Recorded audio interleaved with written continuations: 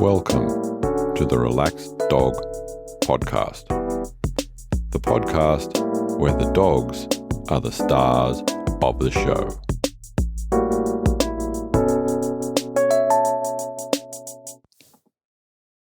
Welcome to episode 47 of the Relaxed Dog Podcast, brought to you by therelaxeddog.com. Thank you very much for finding the show. I am your host, Robert Ober, and I hope that you and your dog are well.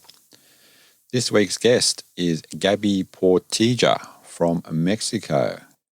But first, in some doggy news, a Labrador Retriever by the name of Marley, different spelling to our Marley, it was working as a detector dog in the UK at the Ringaskiddy ferry terminal in County Cork. She alerted to a van that she got a little bit excited over.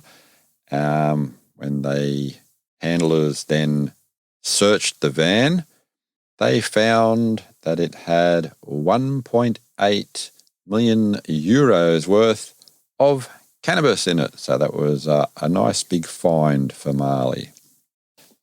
And in Ceará, in Brazil, there's a little bit of a twist on self-service for doggies, where a street dog was wandering up and down the street in front of one of the vet clinics there before deciding to go inside and sit down, and basically when a vet came out just to investigate, the dog showed some signs that the vet interpreted as needing assistance, asked for the dog to follow him into the examination room, which the dog did, and they then examined the dog and found that he had a venereal tumour. So they are treating the tumour, called the dog Quindum, and Quindum has now been adopted and apparently doing well with his treatment. And now, this week's interview. Welcome to The Relaxed Dog. I'm here with Gaby Portilla. How are you? Hi, Robert. I'm very happy to be here in The Relaxed Dog. Thank you for the invite. It's my pleasure to join you and your audience today. I'm looking forward to having a chat with you and hearing all about Leo. Yes, of course. Well, I must start saying that Leo and we live in Mexico. I'm Mexican. He's Mexican too. He's a Belgian Shepherd. And when I decided to adopt a dog, I didn't know what I was getting into, really. I was around, if I'm not mistaken, maybe 24 years old. And I didn't have the typical childhood where my parents loved dogs. They never allowed us to have dogs. My dad didn't like animals at all. So it was my first dog, like the first dog that I was going to get in my adulthood. Like, I want a dog. And so I wanted to adopt a puppy, and it was a female. And this girl, the rescuer, at the moment, she regretted. I was already all jazzed up about adopting that puppy, that it turned out to be a Belgian Shepherd. So I fell in love with that puppy, and she got stuck in my heart. And so I spent a year looking for another Belgian Shepherd in adoption, because it just crushed my heart not to be able to adopt her. So, okay. Was there, long story short, anything in particular about the Belgian Shepherd that sort of drew you in to that breed? Well, it was just this sparky puppy. She was newly rescued. I didn't know anything about her breed. I just liked her, and we connected, and she was all happy and jumpy and inquisitive and just curious. And I liked that about her. And yeah. And so I just started looking, and I said, I like that dog. So 1 year later, I found Leo, and I decided to adopt him. And that's when everything started. Yeah. So when you say you found Leo, Can you give us a little bit more information on how that happened? Yeah, well, I kept constantly looking at pages and, for adoption pages and just scrolling and seeing, and I was looking for that spark that I felt with that first puppy. I knew nothing about dogs back then, and I couldn't find it. And suddenly I found an ad on one of the adoption pages, and it says, Belgian puppies for adoption. Accidentally the parents interbred. And so we have these puppies and we're looking for homes. And I was like, okay, I'm going to go look at them. So I arrived at the place and there's like 6 puppy litter, and some kids grabbed a box and all the puppies just came out of the box. And curiously enough, there was a little female puppy, very similar to the one that I wanted to adopt a year ago. But I didn't click with her. And suddenly this shy puppy just came to me and just reclined his head on my foot. And I grabbed him and he just looked me in the eye. And I was like, this is him. I'm going to take this puppy. So it was a love at first sight moment. And that's what the adventure began, because everyone started telling me, you did what? And like, you adopted a Belgian Shepherd. You know nothing about dogs. Those dogs are aggressive. They need really, really heavy training. And if you don't do it okay, then everything's going to go sideways really quickly. So you better get yourself into training lessons and stuff. And I wanted to be a good dog mom. So I wanted to do everything right. And I started researching and, all this breed stuff that you read, and Belgian Shepherds, they're working dogs. And so I started looking for training. Sadly, back then, that's around 13 years ago, here in Mexico, you couldn't find a clicker trainer whatsoever. Like, there was just a couple of clicker trainings around the whole country. And of course, I didn't know anything about clicker training. I just knew, the trainer in the park, and everything was just choke chains and authoritarian methods. So, I committed a lot of mistakes with Leo that I wouldn't repeat now, of course, and which I regret a lot. But we started our journey through training, and around when Leo was like 7 months old, the problems really started to kick in. He started to develop thunder phobia, fireworks phobia. He had fear of tons of things in the street. He was afraid of lights, cars. He would pull a lot on the leash. He would be reactive to other dogs. He would get into fights in the park. He would always get some kind of injury. He had diarrheas, vomits. All the time we were on the vet. I gave him like special kibble, like hypoallergenic stuff. He would get constantly ear infections. He was a mess. And me too, because I suffered with him. I was like, what's wrong? I'm supposedly doing everything that I need to do. And people keep telling me I need to train more with him because he has this behavior problems. And the more I train, the more problems I see. So there's something wrong here. And so I decided to start studying in other countries about dogs. And I just look away from what was in my country. And so I started discovering that here in Mexico, we were like 40 years in the past regarding dog training and dog education. And so I said I need to do something about this. So I started learning. I started retraining with Leo now with positive reinforcement and just working with him all sorts of therapies. And that led me to quit my former job. I was a graphic designer and I worked in web design and stuff. And I said, no, I want to do dogs. I want to create a space where people can learn the things that they need to know about their dogs, because this is not fair. I ruined Leo's life because I didn't know better. And I believed in the professionals that were telling me that I needed to yell more and jerk more the leash. And it was just, I didn't want to keep doing that. And so Yeah, that's like the beginning with Leo. Leo has always, I mean, in that part of his youth, like for the first 3 years of his life, he was very, very scared of a lot of things. Mm-hmm. And of course, now I know why, right? Because now I dedicate my life to dogs since that happened. And I know how punishment training destroys dogs' hearts and spirits and everything, and just creates more problems than solutions.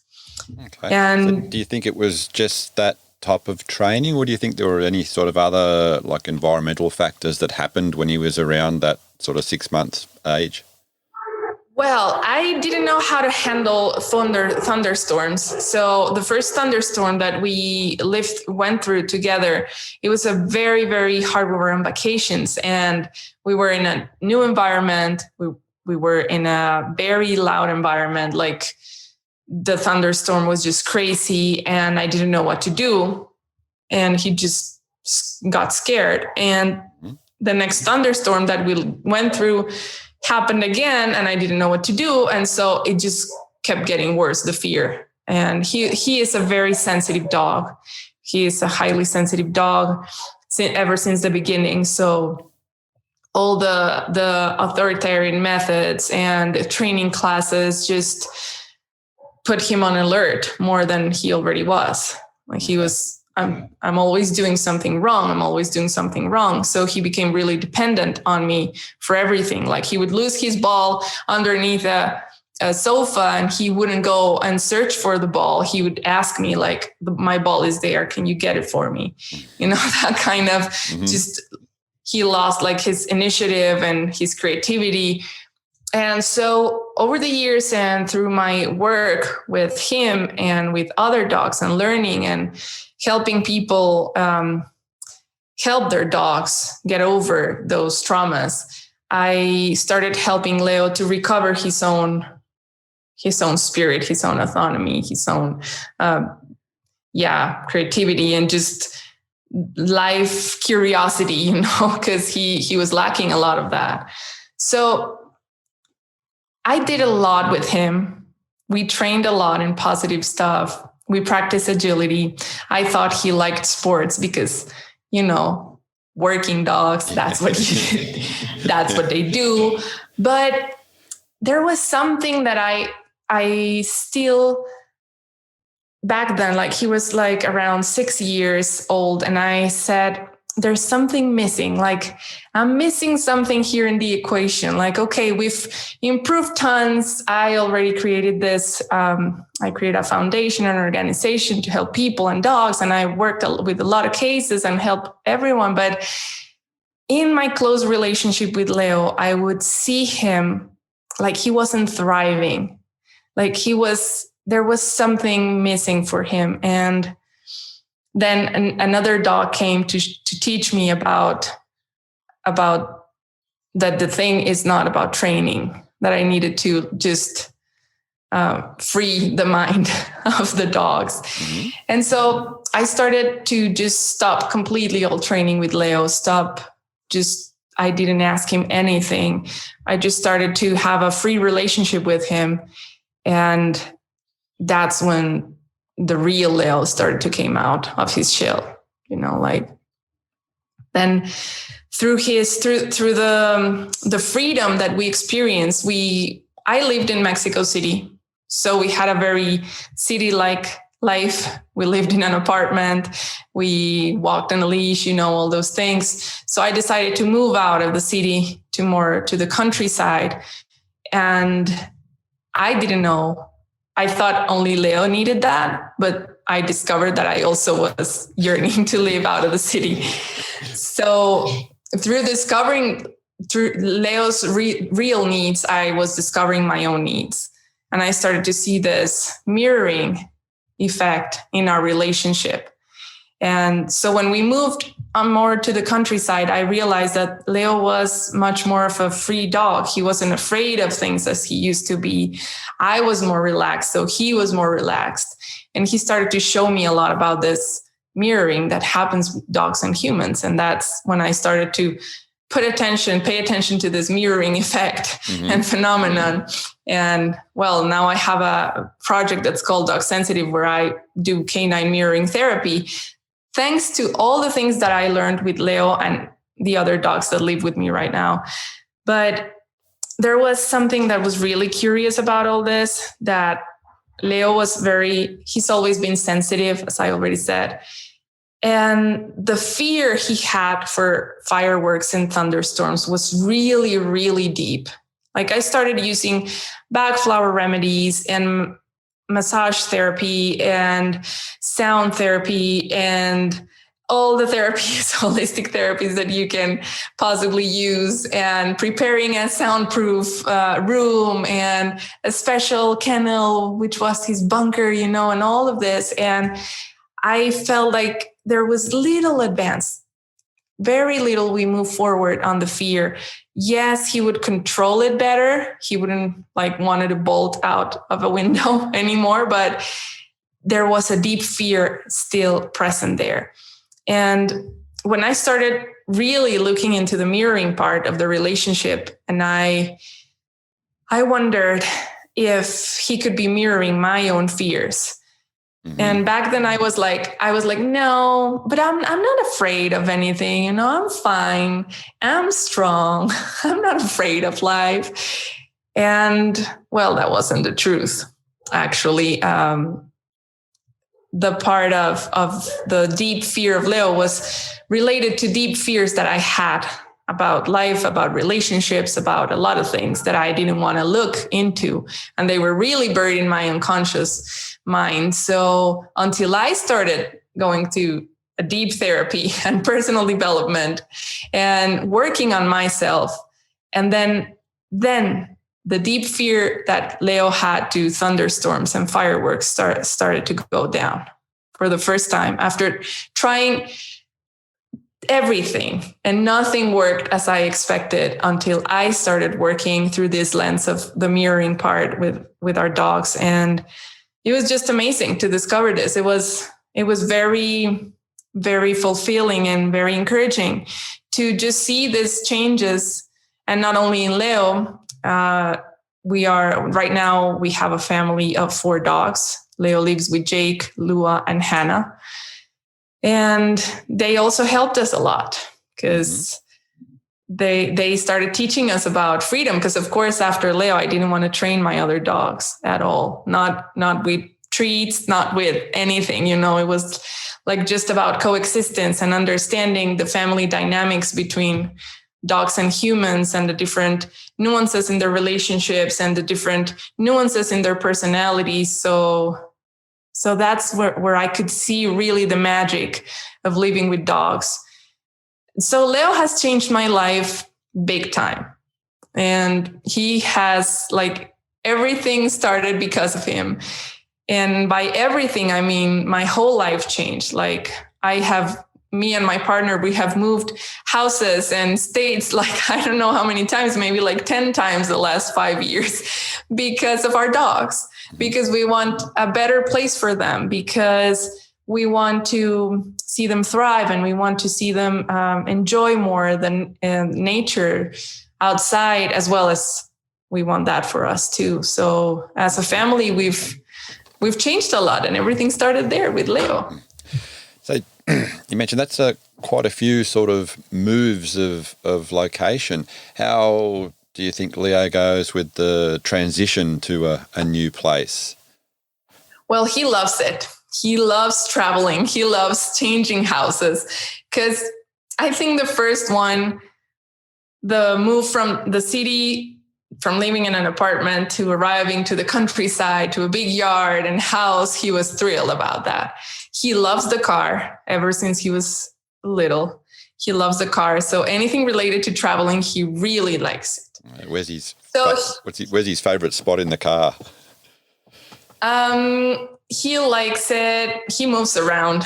He likes to have access to the 2 windows and to the back window too. He just likes to be all about looking outside and seeing what's going on. And his favorite place is the beach. He loves the ocean.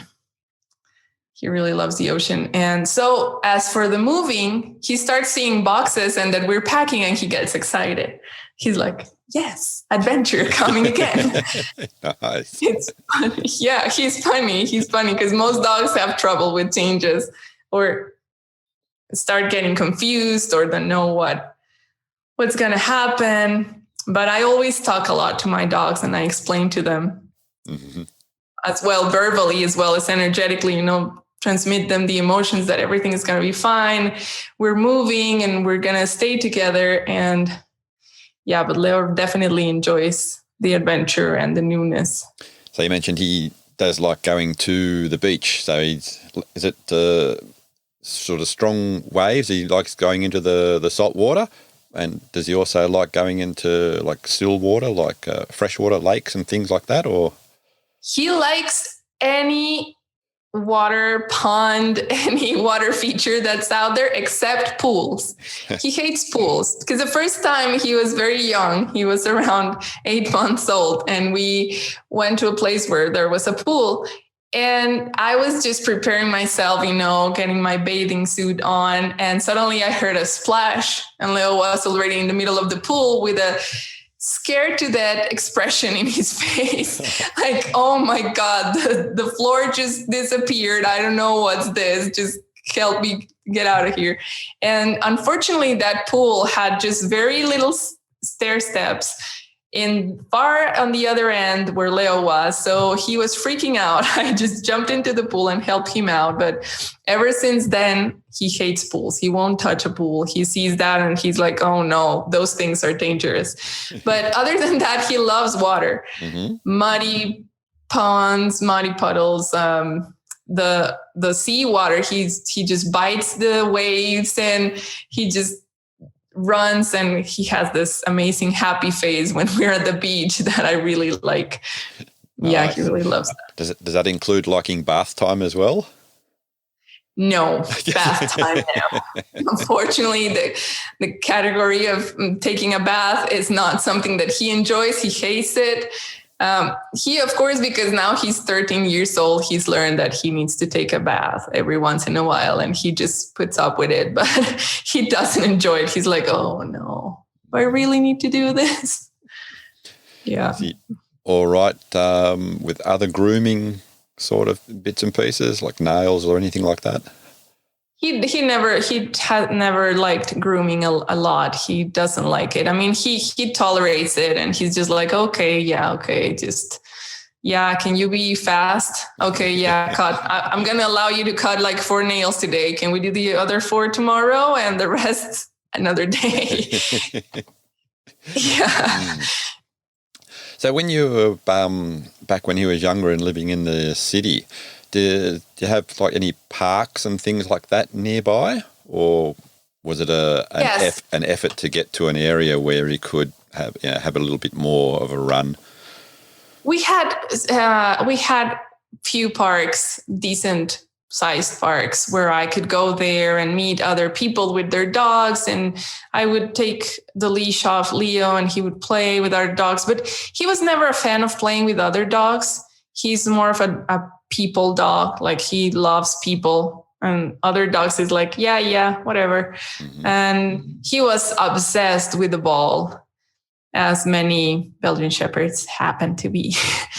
And so back then, as I already said, I didn't know how much damage an obsession to the ball can do. So I would just say, incredible. I throw the ball. He loves it. We can do this 100 times. It's okay. Fantastic. So, and everyone was so excited because, oh, your dog is so responsive and he always comes when you call and it's amazing. And yeah, of course, he had the psycho face on, all obsessed and like in super drive mode for the ball. And he had this huge obsession with balls. So that's something that I changed with time too, because it just altered his nerves. I realized when I removed the ball game, his anxiety levels went down in all the areas of his life. and it impacted in a positive way the fears of the thunder and everything. Mm-hmm. So that's the first time I saw directly the correlation between obsessively throwing the ball and the impact that it has in the general anxiety levels of a dog. So yeah, I made all the mistakes you can do with a dog with Leo. I made them all. That's a lot of us do. That's how we learn. Yeah. And he's very patient. He's a sweetheart. He loves me a lot, and he's still here around. And he's just like, sometimes I can see in his face, like, do you remember those crazy times, Mom? So with the ball obsession, was there ever any issues with other people's balls?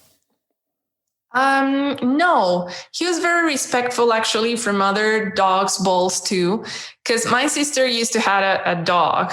He was a golden retriever who had a ball obsession too, but he would steal all the balls from other people's dogs in the park. And we would get into trouble because it was always like we had to have balls every time, just replacement balls for people, because he would steal the balls and stuff. No. Leo was very respectful. Like, that's not my ball.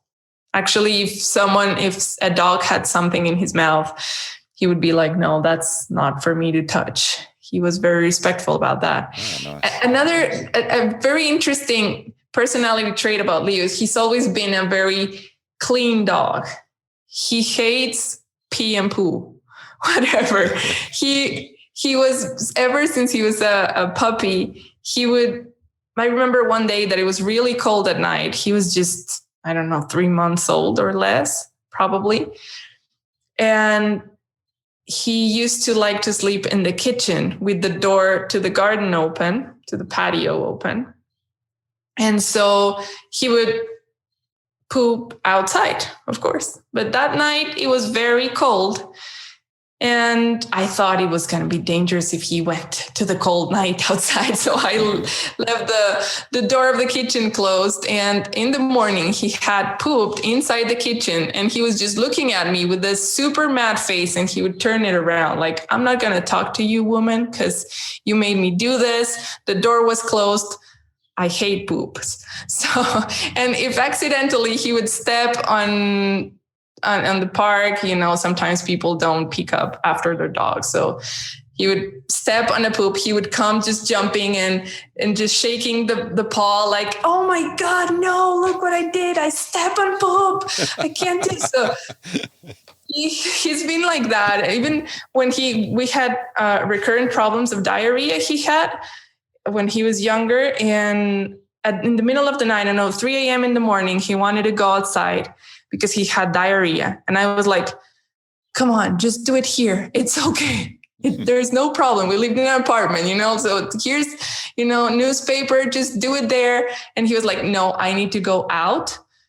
I don't know how he could hold it. So we went out and he dragged me along the streets to find the perfect spot just to be able to go to the bathroom. It was just ridiculous because I never understood how he could do that. So that's a personality trait that I find interesting because I've lived with other dogs and they're not that obsessive about being clean, but Leo is.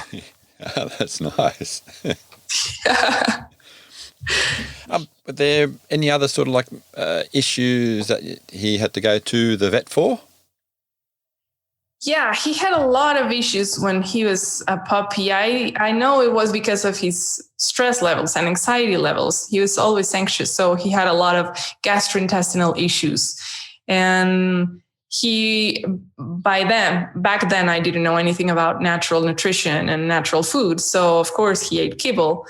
And if he get to eat anything other than kibble, he would just have diarrhea again. And anything out of order, and he would have diarrhea like all the time. And of course, you went to the vet and he got antibiotics. So his gut was just completely non-functional. So we went to the vet a lot for nothing crazy, but for a lot of regular small issues that were that couldn't leave him alone, Okay. So with the mostly kibble diet, did you have any other sort of like favourite food or snacks that may or may not you think have impacted on his health?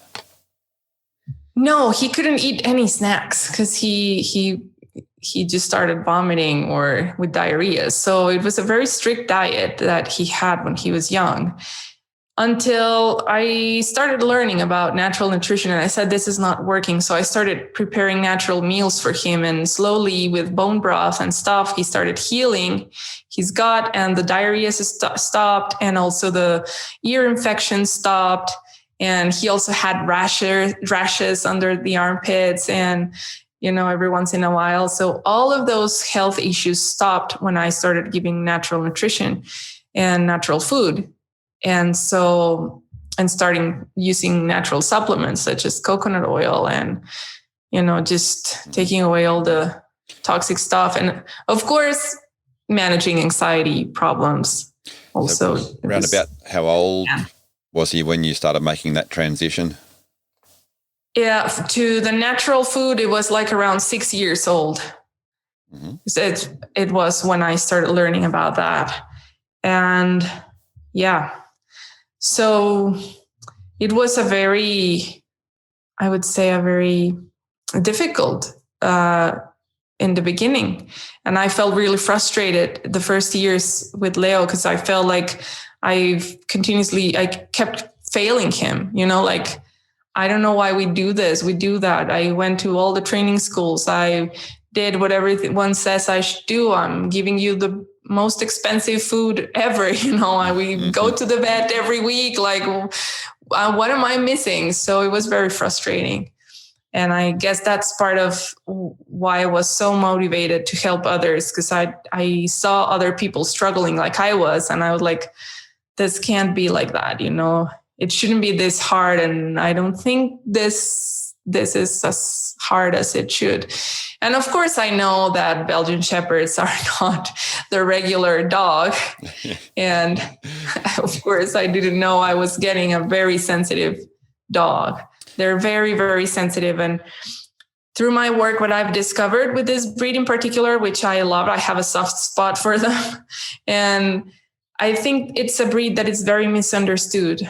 And as well as many working dogs, so to speak, because we label them. I think that labels don't help. And we label dogs and we generalize that because they're supposed to be a working dog, they should work. And I mean, they're individuals and they have their own preferences, their own life and their own choices, but we just assume a lot about them and we decide a lot about them, if not everything in their life. And we miss the magic of getting to know really that dog in particular. Absolutely. Because we just labeled him. He's going to be aggressive. He's a male. It's going to be hard for you as a woman to handle him. It's a very difficult breed. It's a working breed. So I had all this notions that people just handed me, and I willingly took those labels and I said, this is the dog that's living with me, without realizing that I was doing exactly the opposite that I wanted, which was getting to know Leo for who he was and having the opportunity to develop a unique relationship and to get to know for real his personality. And so I think a lot of people, we make that mistake because we think dogs are hard to handle and are this weird, different creature than us. And at the same time, we have this arrogance that we think we know everything about dogs. And so we assume a lot. I think that's the problem. We assume a lot about them. We have a lot of problems with how our mind works and makes assumptions. And just see an example, a movie will come out and there'll be this movie version of a particular breed of dog. And then all of a sudden, all the breeders in that area are inundated with people saying, I want a dog like that because I want the movie version of that dog, when it's not necessarily the real life version of that dog. No, of course not. And what I've discovered through training is that it boxes the dog into fitting our own expectations. I mean, positive reinforcement and teaching tricks and playing sports with your dog and training him, it looks cool on the outside. But what dogs have taught me over the years is like, have you asked me if I wanted to do this? Did you ever stop and really ask me if I wanted to do this or if I had a different idea?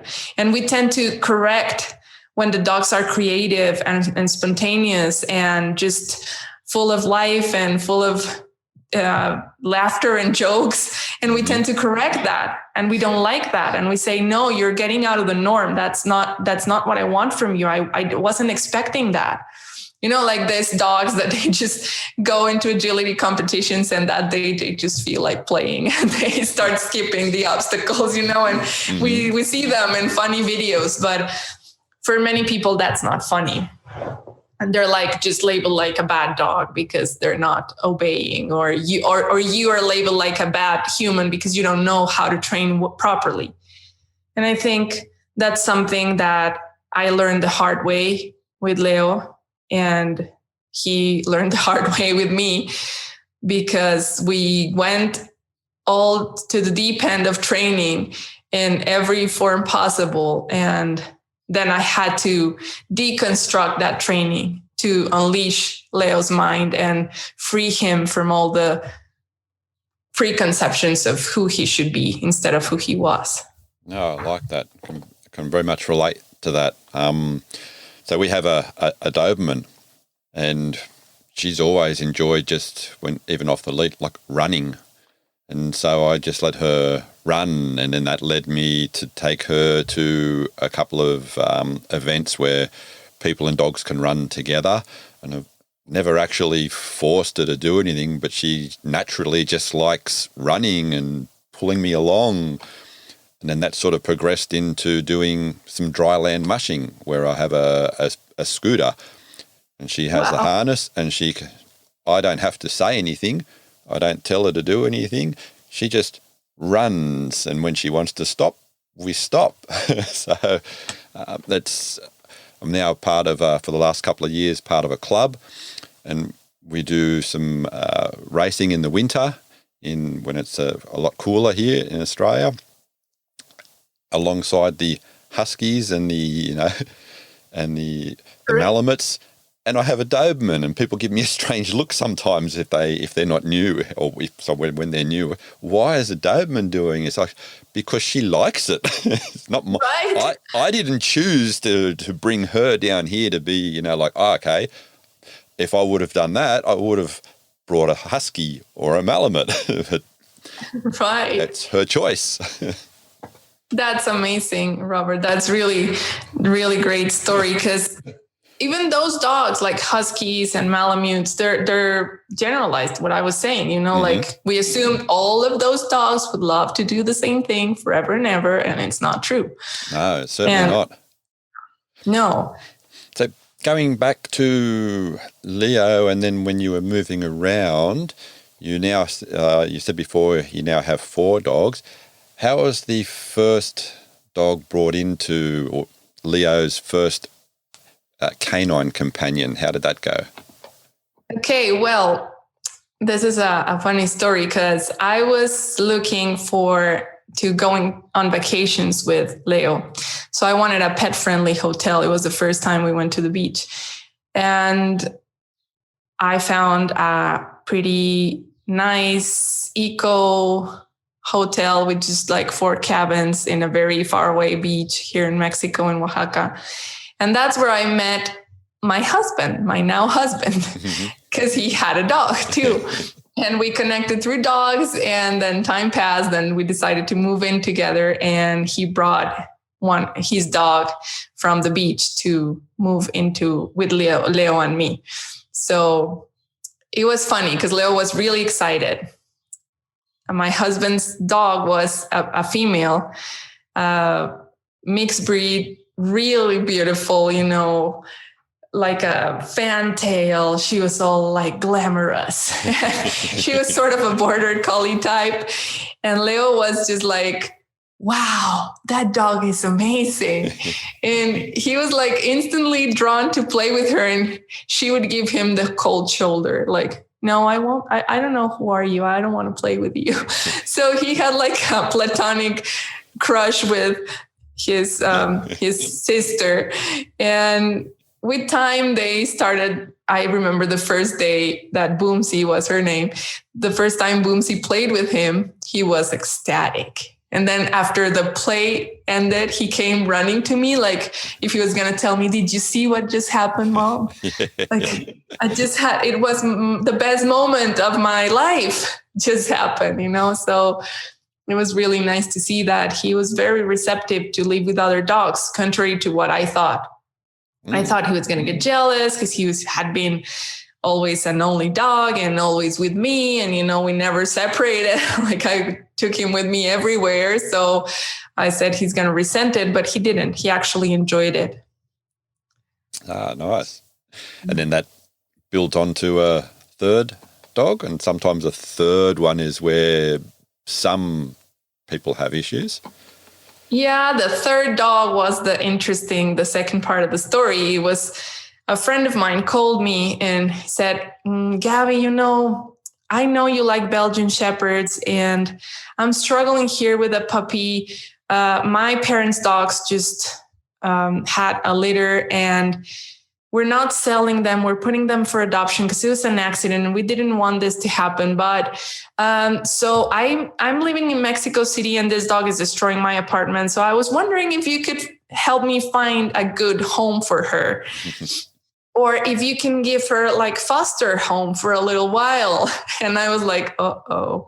He sent me some pictures and I was, oh my God, I'm in love with this dog already. And so I said, okay, we'll foster. Let's see. And he brought her to our house. And of course, the foster situation lasted 2 hours and we said she's staying. Mm-hmm. Leo was excited about having that puppy. He was like, oh, you look fun. How old was Leo at that stage? He was, I would say 6 years probably. Okay, yep. 5 or 6, more or less. And Boomsy, the other dog, she was around 3. She wasn't very happy about the new puppy. She was like, I'm the boss, okay? So just with respect, okay? So this little puppy, she was the cutest thing.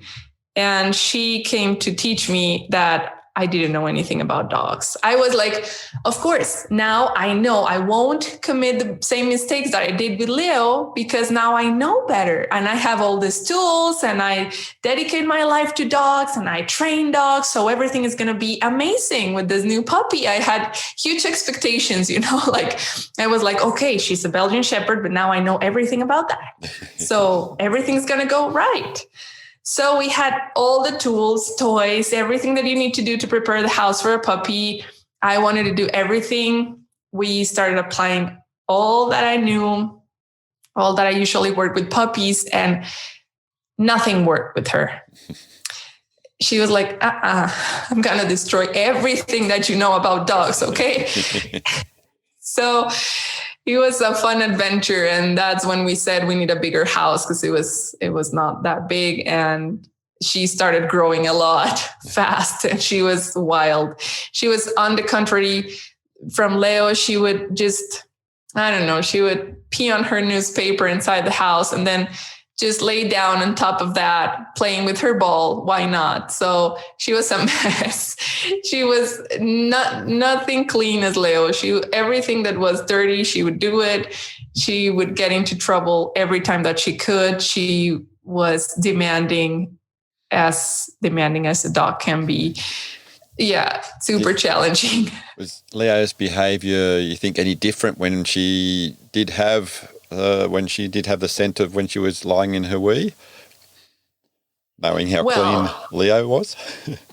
Leo was disgusted by her. He was like, oh my God, she peed on the living room. That's how could you do that? He was just disgusted by pee and poo everywhere. And he was like, this is not okay, Mom. We need to do something, And actually, she learned a lot of behaviors that I didn't teach her from Leo, just watching him. It was very interesting to watch that.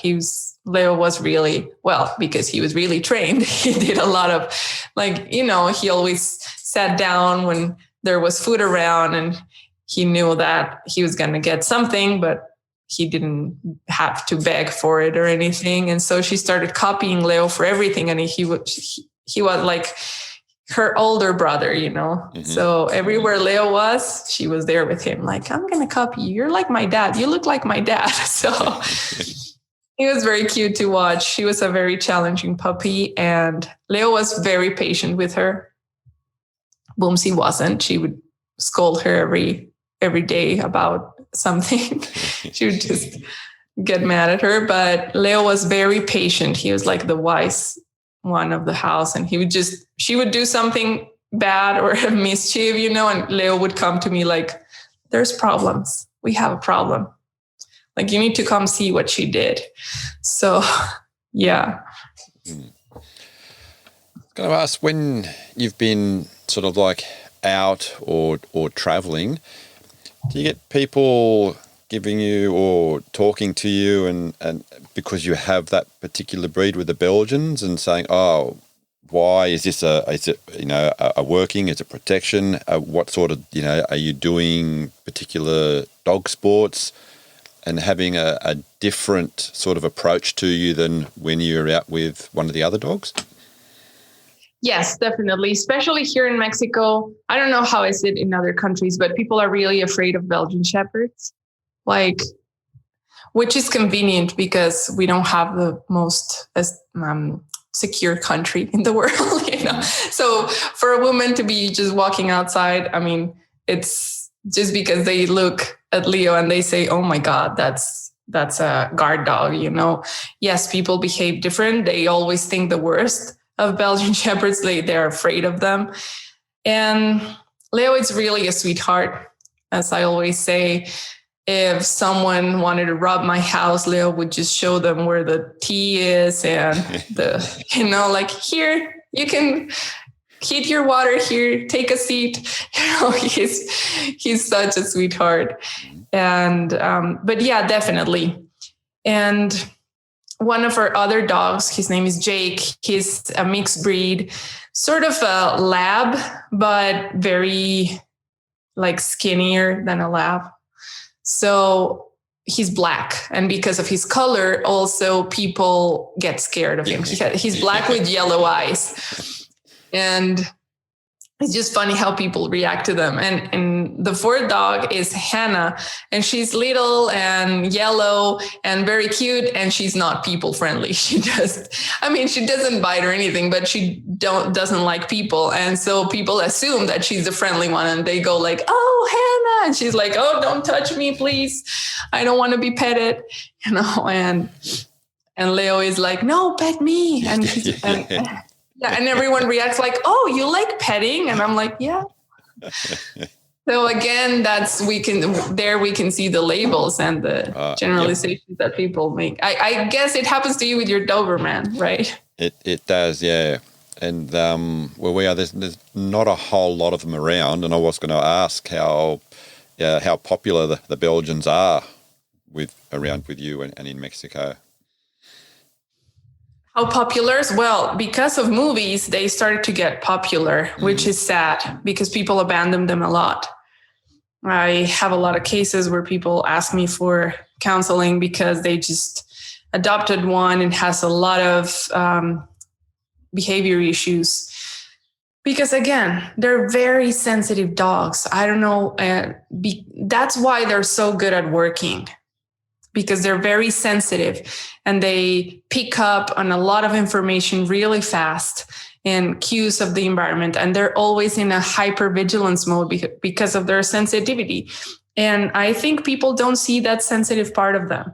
And they just think they're hardworking dogs and they need to be just treated, more rude and just with firm voice and stuff. And they're so sweet.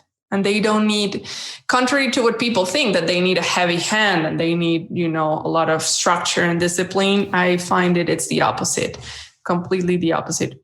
Anyway, I don't think any dog needs a heavy hand or a lot of discipline or anything. I think dogs need to be dogs, and we need to allow them to be dogs because that's why we love them, because they're dogs. That's what they should be. Dogs are dogs. Yeah.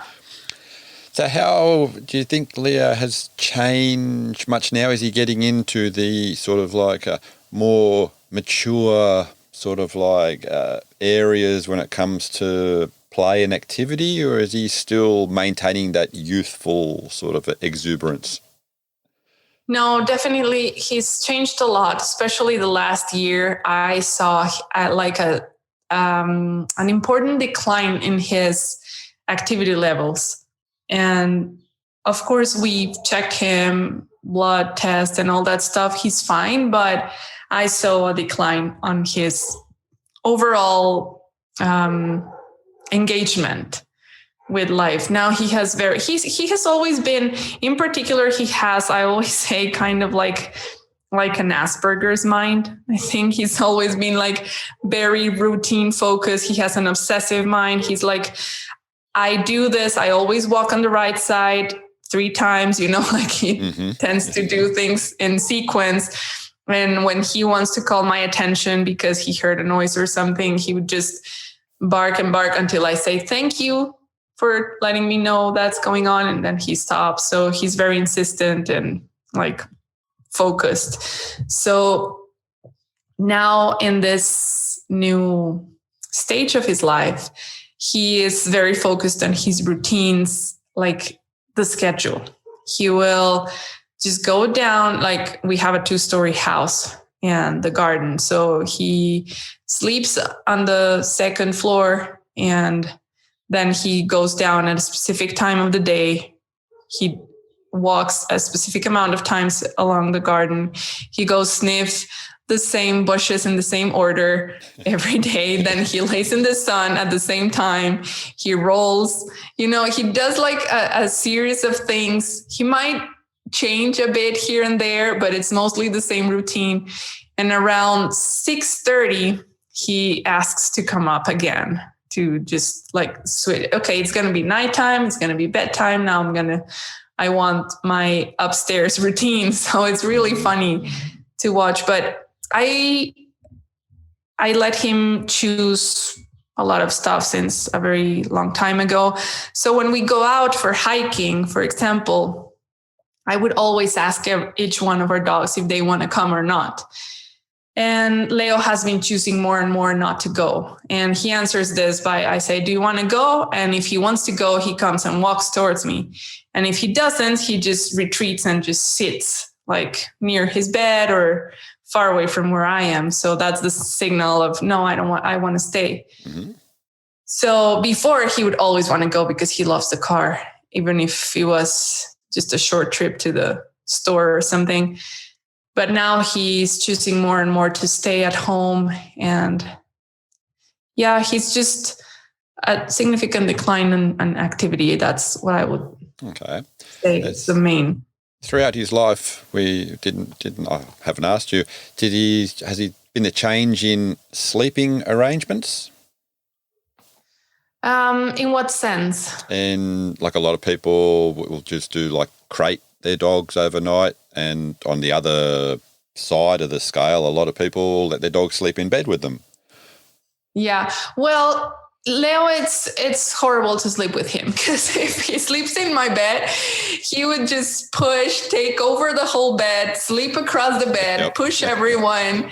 He moves a lot. Ever since he was young, he would just get up, scratch the bed, turn, scratch again. He makes a lot of noises with his mouth. So a long time ago, I said, you know what? It's not sustainable. I'm not sleeping properly. So you need to sleep outside my bedroom. And he was fine. He was like, okay, whatever. He didn't resent it or anything. So he has always slept since then in his bedroom, except when it's storm or fireworks. Now he sleeps in his place. He has no problem. But before, when he was still like, oh, it's going to rain. Can I sleep with you? Like a little kid. And we were like, okay, yeah, come sleep with us. It's okay. But so he sleeps in his bed, and it has to be his bed, that particular bed, because we have similar beds. Like we have equal beds. Like we bought the same model of bed, and we have beds for everyone. But Leo's bed is Leo's bed. And if there's other of the dogs is in his bed, he would come to me and just stare at me and start barking like, Mom, there's someone in my bed. I need help. No. And it's funny how Jake likes to bother him. I think he just laughs at him. Jake has a very particular sense of humor. So just because he wants, I seriously believe he just wants to bother Leo for a while. So he goes towards Leo's bed and he starts doing this play invitations to Leo. Leo gets excited, like, oh, my brother wants me to play with him. He's always very naive. So he gets up, he starts playing, and Jake immediately stops the game and wins the bed. So Leo, Leo is the biggest dog in the house. He could easily growl and Jake would move, but he doesn't. So he comes to me and he asks for help. And I know his bed face, like, okay, someone is in your bed. I know it. So I need to go. And Jake would look at me like, he's such a whiner. And I was like, Jake, just leave his bed, please. Get up. He would be like all grumpy, like, okay.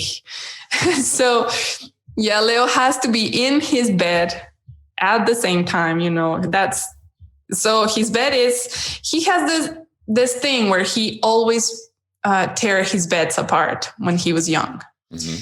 Like he was obsessed with beds, and they were there. I don't know how many beds I bought him throughout his life. And I always saw this Costco bed. I don't know if you know them, the big Costco beds that are like a mini sofa, and it's super puffy and big. And I always saw those, and I said, Leo, once you're a mature dog and you don't rip beds, I swear to God, I'm going to buy you that bed, but not yet. And so he was kind of bitter when that day came, because he stopped tearing beds apart. Like it was like 2.5 years ago. Barely. He just stopped doing it. And so we finally got him the Costco bed, and we had to get Costco beds for everyone. And so now he loves that bed, and it's Leo's bed. But yeah, he stopped chewing on it. That was the first sign that, okay, this is a new stage in his life. He stopped tearing beds apart. Oh, no. He wouldn't destroy any other thing in the house, just his beds. So I was okay with that. I was like, what am I going to say? It's his bed. And then every time he would chew on one and destroy it, he would be so disappointed afterwards. Like, now where I'm going to sleep? I don't have a bed anymore. I was like, that's what I keep telling you. You destroy your bed, you don't have a bed anymore. But in the moment, he got caught up in emotions and just that amazing burst of energy against his bed. So you mentioned taking him hiking. Is there any adventures that come to mind? He's not very adventurous, like wanders on his own. He will just always stay close. He likes just to be smelling. That's all he does when we go hiking. Nothing extraordinary. Just if we stumble upon a small creek or a tiny river, or a puddle of water, then he goes and does his mini adventure of getting all wet and muddy. But yeah, no. Our other dogs like Jake and Hannah, they love to where we live, we go hiking to a place where there's a lot of free roaming cows and horses and, just there grassing. And so Jake and Hannah just like to go there and chase cows and then I hear the bark and they come back like, we found the cows, and they go and do their thing, but Leo won't go ever with them. Okay. He's like, no, I'll be with my family here. Question I ask everyone is to complete the sentence. I can't believe my dog ate. I can't believe my dog ate. I'm going to say I don't have that one with Leo. That's one of the things he hasn't done. I mean, I can't believe my dog ate with other dogs, but not with Leo. No. Nope. He's been very cautious about that. I can't believe my dog hasn't ate anything weird. Yeah, no, that's all right. It's an answer I get from quite a few people, and that's an answer I like to get. Some of the answers have been very interesting. So I know. I used to like that TV show of The Dog Ate What? I was always surprised about what the dogs ate. Okay. Not familiar with the show. So that was a show in Mexico on there. No, I think it was an Animal Planet, but okay, it was old. I haven't seen it like forever, but maybe it's on YouTube somewhere. But it was like The Dog Ate What? And they would broadcast the weirdest cases, like a dog once ate a whole clock. Weird stuff. You've mentioned a few times that now your whole life revolves around dogs and helping people, and you have a business and different things there. Do you want to just say a little bit about that? For sure, yes. Our project is called Dog Sensitive. And the name is very important because that's what dogs have taught me to do, to be dog sensitive, like really get attuned to their real needs and to listen to them and to just step back from all the preconceived notions about dogs and what we think we know about them, and to really listen to the dogs you live with. So one of the main pillars in Dog Sensitive is mirroring, to understand the mirroring phenomenon between us and our dogs and how they reflect a lot of our family dynamics in their behavior. Like, for example, I get a lot of cases where they ask me, Gaby, my dogs we've lived together for 5 years and they never fought before. And they just got into a huge fight and they were injuries and I don't know why. And then we start analyzing the case and we start talking, and a very recent conflict just started in the family. Like the mom wouldn't speak to the daughter, or two brothers were in a fight, like that kind of family conflict. And the dogs were mirroring those dynamics back to the people. So that's one of the main things I work in my private consultation and through the classes in Dog Sensitive. And mainly the project is not to work with dogs, but to work with people and to sensitize them to listening to their dogs and to move away from training, because as I've already expressed, and in my own experience, training just gets us further from connecting with our dogs the way we want. But the thing is, since it's the only thing we hear, like when you have a dog, you assume you need to train the dog, right? Like it's the first thing that comes to mind, you need to train the dog. And in that, we miss this part that I was talking about of getting to know your dog, that real being, that it's in front of you, that it's full of wisdom, full of his own adventure, perspective in life, completely cognitive and sentient and smart. And we tend to minimize their existence and just say, oh, but they're lesser than us because they have smaller brains. And one of the things that I talk about a lot is about the mammalian brain and how all mammals share the same emotional brain. So we tend to minimize dogs' emotions, and when in reality they live this complex life of emotional life that we have very little idea about. Of course, they have a different perspective in life. They're not humans, they're dogs, but that doesn't mean that different is less than or less smart. And I that's more of that's what we talk and share about in Dog Sensitive, how to sensitize ourselves to being more attuned to our dogs. Sounds fantastic. And where do people go to find more information about you and Dog Sensitive? Well, it's dogsensitive.com. The thing is for Spanish-speaking communities, I'm planning on getting out the English version of it. This is actually the first English material officially out there. Because, I started the whole project in Spanish, and this project is pretty new. With Dog Sensitive has a year and a half. Mm-hmm. I had a previous project, but I left that project, and this is the new one. And we plan to roll out in English maybe by next year, probably. I will be looking forward to that very much. Oh, thank you, Robert. It's been a pleasure having a chat with you and hearing about Leo and hearing about how he's impacted with your life. And I really look forward to seeing what you are going to do with Dog Sensitive. It's an area, I think, that we haven't really touched on in generalisation, I suppose, but a lot of people are now starting to just become aware of what actually, or wanting to know what's going on inside a dog's mind. Yeah, really. It was a pleasure to be here, Robert. Thank you for having me in your amazing podcast. I really liked your project and what you help dogs through.